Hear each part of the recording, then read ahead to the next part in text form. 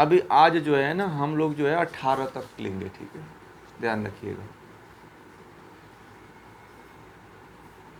एवं ज्ञात्वा कृतं कर्म पूर्वै अपि मुमुक्षुभिः कुरु कुरु कुरु कर्म एव तस्मात् त्वं पूर्वै पूर्वतरं कृतं किं कर्म किम अकर्म इति कवयः अपि अत्र मोहिता तत् ते कर्म प्रवक्ष्यामि यत् ज्ञात्वा मोक्ष्यसे अशुभात्।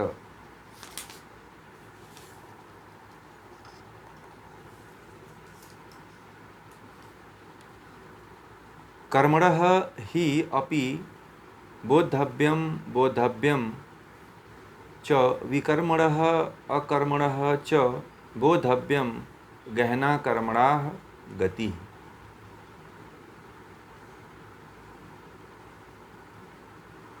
18वें मंत्र में कर्मणि ही अकर्म यह पश्येत अकर्मणि च कर्म यह सह बुद्धिमान मनुष्येषु स युक्तः कृत्सन कर्म कृत।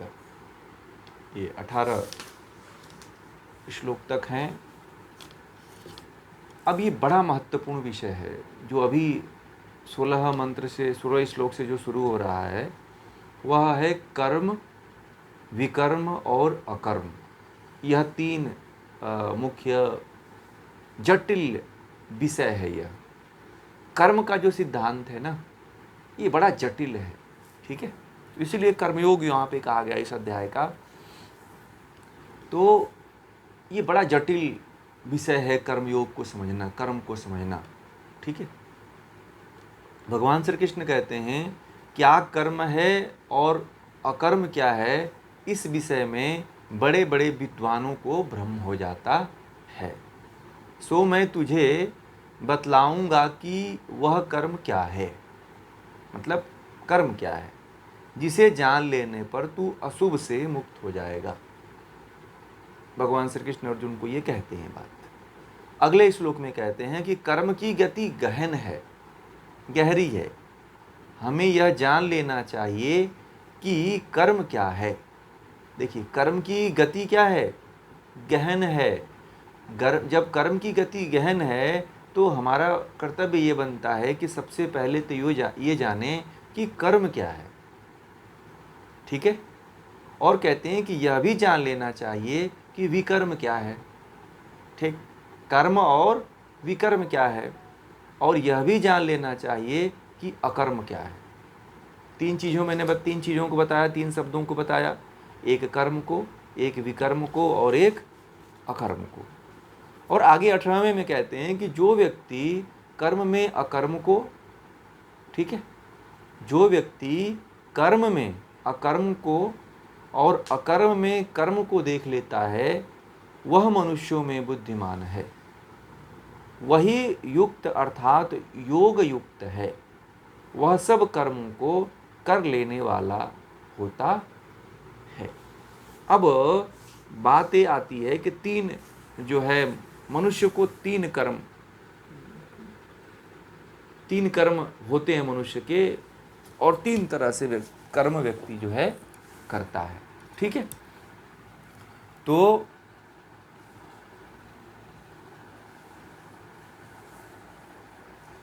जो हम कर्म करते हैं तो उसमें अकर्म तो है नहीं, ठीक है। कर्म एक शब्द आता है कर्म और दूसरा अकर्म। तो सबसे पहले इन शब्दों का अर्थ हम समझेंगे, ठीक है। सबसे पहले तो ये जरूरी है कि पहले इसके अर्थ को जान ले कि कर्म क्या होता है, ठीक है। तो भगवान श्री कृष्ण ने जीवन को इसमें दो भागों में बांटा है, ठीक है। समझिएगा, पहले बहुत गहनतम है, इस विषय को नोट भी करते चलिएगा और समझते भी चलिएगा, ठीक है। तो भगवान श्री कृष्ण ने जीवन को दो भागों में बांटा, क्रिया तथा अक्रिया। पहला क्रिया और दूसरा अक्रिया, जिसमें, ठीक है। तो उसमें पहला है क्रिया का अर्थ कर्म, ठीक है। क्रिया का अर्थ कर्म और अक्रिया का अर्थ अकर्म। अक्रिया मतलब इसमें कोई क्रिया नहीं, क्रिया या कर्म, ठीक है। श्री कृष्ण ने कर्म को दो भागों में बांटा, कर्म तथा विकर्म। कर्म को, ठीक है,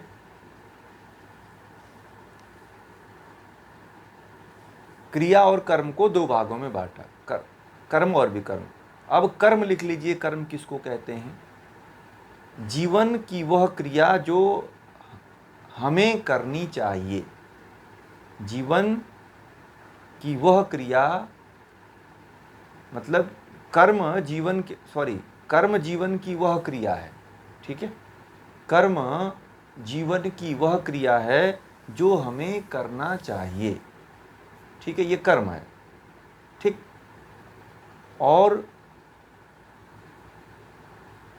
और बाकी आगे जो है गीता में श्री कृष्ण ने जिसे स्वधर्म कहा है, इसे देखिए, कर्म को जो अभी मैंने लिखा जो कर्म है, तो जिसे भगवान श्री कृष्ण ने गीता में स्वधर्म भी कहा है, निष्काम कर्म भी कहा है इसको, ठीक है। अब विकर्म, तो विकर्म जीवन की वह क्रिया है जो हमें नहीं करना चाहिए, ठीक है। विकर्म जीवन की वह क्रिया है जो हमें नहीं करना चाहिए।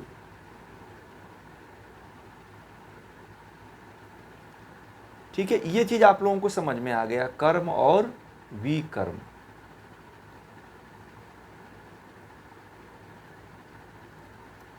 और अक्रिय,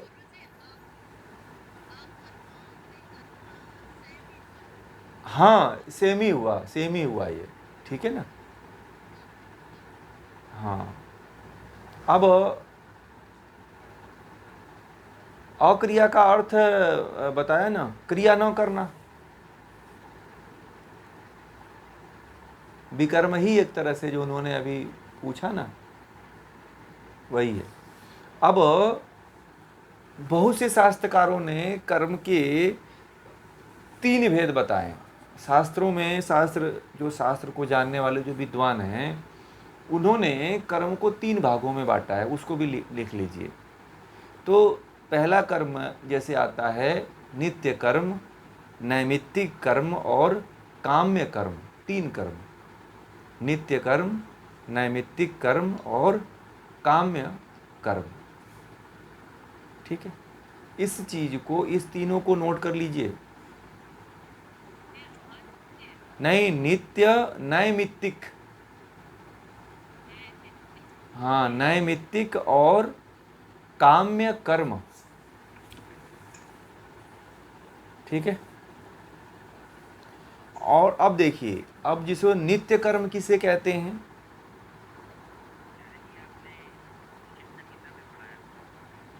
हाँ वो पढ़ाया था वहां पे।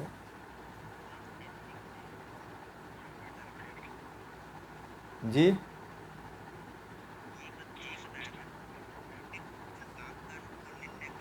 हाँ, अभी जो बता रहे हैं, अभी जो बताए हैं उसको आप लोग नोट कर लीजिए।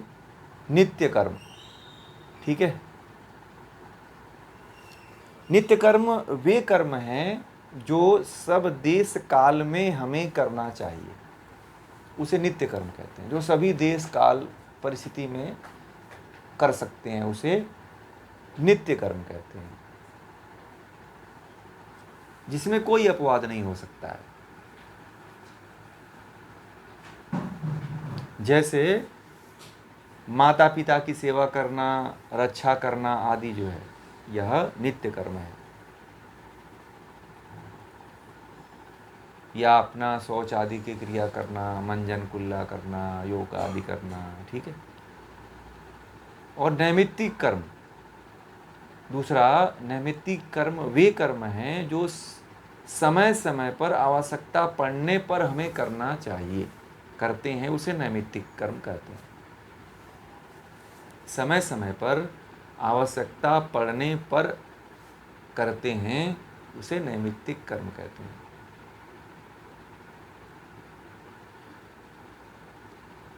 जैसे अतिथि के कोई अतिथि आ गया तो उसके आने पर उसकी सत्कार कर देते हैं। कोई त्यौहार आ गया तो उस त्यौहार को मना लेते हैं, जैसे कृष्ण जन्माष्टमी आई, तो यह क्या है? यह नैमित्तिक कर्म है। और काम्य कर्म वे कर्म हैं जो हम किसी काम्य कर्म वे कर्म हैं जो हम किसी कामना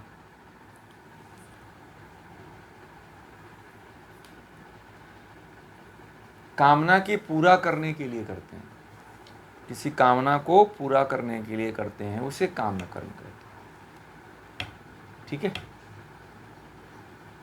तो इसको काम्य कर्म को सकाम कर्म भी कहते हैं। ठीक है, और एक कर्म की परिभाषा मैंने बताया था, सकाम और निष्काम। ये गीता की तरह से है, योग की तरह से है। ठीक है, तो सकाम एक भेद कर्म का दो तरह से मैंने बताया था, सकाम और निष्काम कर्म। तो सकाम कर्म फल की इच्छा से जो किए जाते हैं उसे सकाम कर्म कहते हैं। निष्काम कर्म जिसमें फल की इच्छा नहीं होती है उसे निष्काम कर्म कहते हैं। तो यहाँ पे आपको कर्म की 3-3, 4-4 परिभाषाएं जो है आप लोगों को जानने के लिए मिली। ठीक है, अब हमें इसी तरह अभी इस जो रहस्य को समझ जाता है तो वह व्यक्ति जीवन में कभी गलत कर्म नहीं करता है। ठीक है, अब उन्होंने कहा भगवान श्री कृष्ण ने कि जो व्यक्ति कर्म में अकर्म को, ठीक है, कर्म में अकर्म या विकर्म दोनों मान लीजिए, तो इसका तात्पर्य होगा कि एक व्यक्ति ईश्वर की भक्ति का नित्य कर्म करता हुआ, जैसे कि संध्या में बैठता है, उसके सामने पूजा, मान लीजिए कोई व्यक्ति पूजा करने बैठा, ठीक है, और उसके सामने जो है कोई जो है मुर्गे या किसी जानवर को ला करके काटने लगा, ठीक है, और आप उसको काटते हुए देख रहे हो और आप उसके प्रति कोई क्रिया प्रतिक्रिया नहीं कर रहे हो, तो यह जो है कर्म में, मतलब कि यह जो आप कर्म चुपचाप यदि बैठे रहते हो तो यह ईश्वर की जो भक्ति होगी उसमें कर्म में विकर्म खड़ा हो जाएगा। ठीक है, आप एक पूजा का कर्म तो कर रहे हो और फिर आपके सामने कोई किसी पशु की हत्या कर रहा है और आप वहाँ पे चुपचाप देख रहे हो, तो वह आपके कर्म में क्या हो जाएगा? विकर्म। ठीक है, जैसे मान लीजिए कि आप यहाँ पे गीता मैं पढ़ा रहा हूँ और आप सुन रहे हो, ठीक है, और आपके सामने कुछ और चल रहा है और उसके प्रति आप, मतलब कोई गलत कार्य हो रहा है आपके बगल में और आपने उसके ऊपर कोई क्रिया प्रतिक्रिया नहीं दिया, तो वह कर्म में विकर्म हो जाएगा। ठीक है, मतलब वो कर्म नहीं माना जाता। ठीक है, और दूसरा शब्द उन्होंने कहा कि और अकर्म में कर्म को देख लेता है, और कहा अकर्म में कर्म। तो इसका तात्पर्य ये समझ लीजिए कि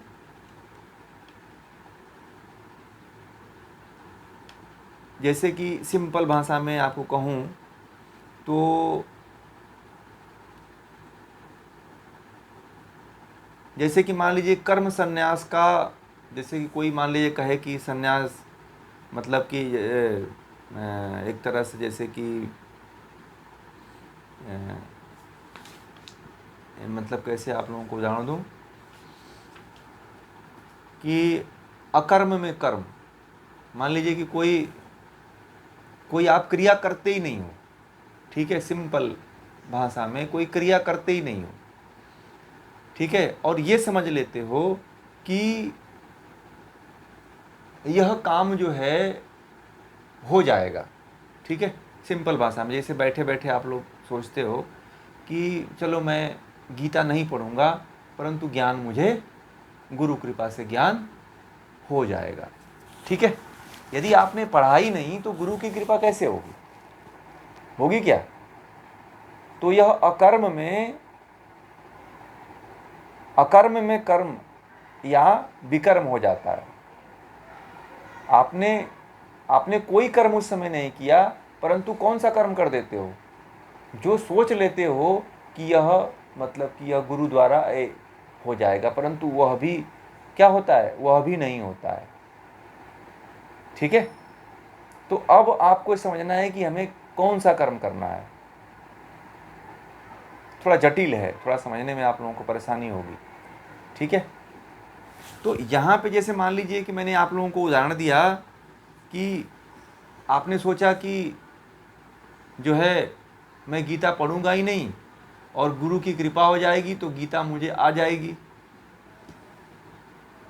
तो आपने कोई कर्म किया ही नहीं, मतलब अकर्म किया। ठीक है, आपने तो अकर्म किया ना। गीता जब पढ़ा ही नहीं तो ज्ञान कैसे होगा? होगा क्या? अब बताओ आप लोग, होगा? नहीं होगा ना। तो यही कर्म में, अकर्म में कर्म या विकर्म है। और भगवान श्री कृष्ण कहते हैं कि यदि इस चीज को कोई जान लेता है, देख लेता है, तो मनुष्यों में वही बुद्धिमान है। ठीक है, मनुष्यों में वही बुद्धिमान है। आप काल्पनिक जो कर्म हम करते हैं और उसकी जो अपेक्षा रखते हैं वह हमें बार बार दुख देता है। उसी से हम जो है परमात्मा तक नहीं पहुंच पाते हैं। ठीक है, ईश्वर तक हम न इसीलिए नहीं पहुंच पाते हैं क्योंकि हम जो है केवल मन के द्वारा कोई क्रिया नहीं होती है। और सबसे अधिक आजकल कर्म यही होते हैं कि केवल हम मन के द्वारा जो कामना कर लेते हैं, मन की कामना वाला जो कर्म है वह बड़ा दुखदाई होता है। वहाँ पे अकर्म होता है और कर्म की हम आशा करते हैं।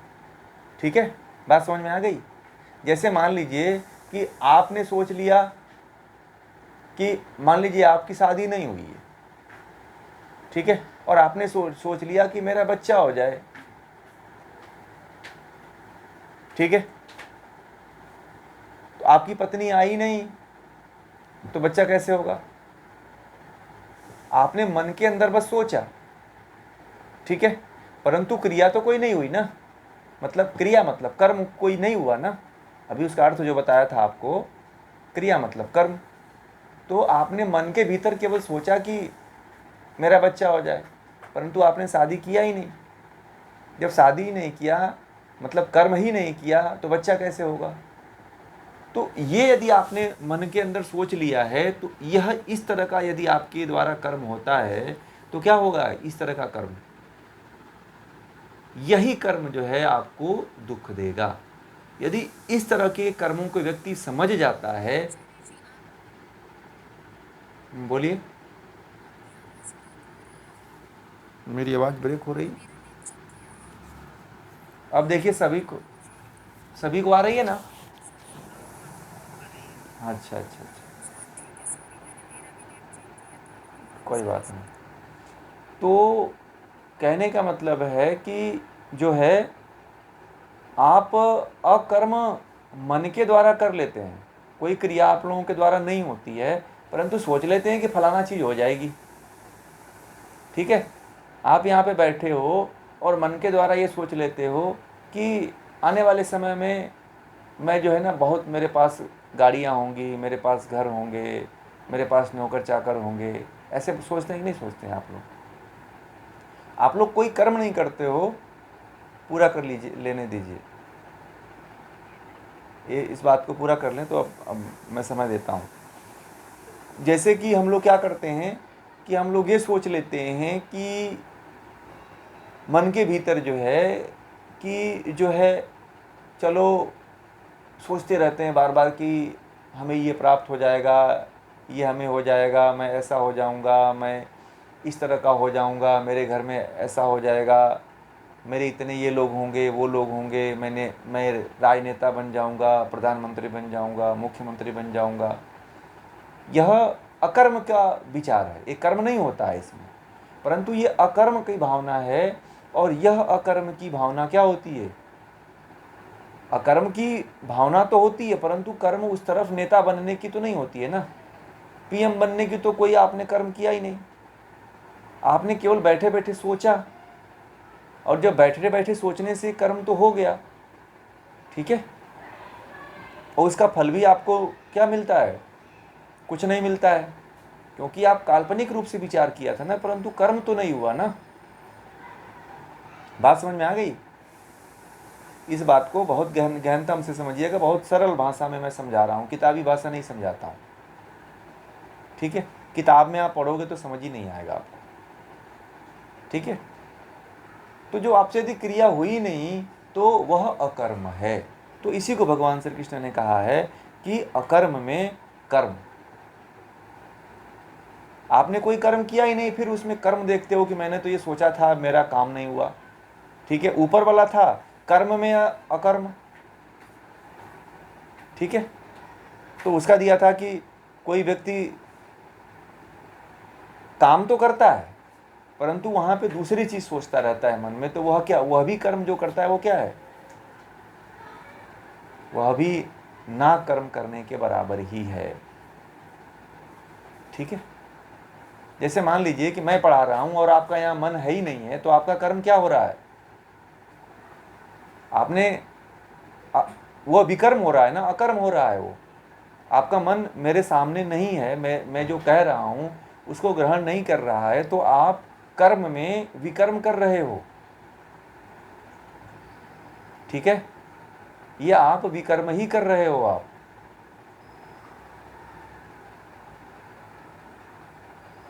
मैं पढ़ा रहा हूं, आप मोबाइल रख करके, और आप मान लो कुछ दूसरी चीज़ देख रहे हो, और दूसरा चीज़ में से मान लीजिए कुछ हाथ घर का कोई काम कर रहे हो, तो वहाँ पे क्या हो रहा है? वहाँ पे दो भाव हो जा रहा है, ठीक है। और इसलिए वो कर्म नहीं हुआ, और फिर आपको बंधन में फंसाने वाला होता है, ठीक है।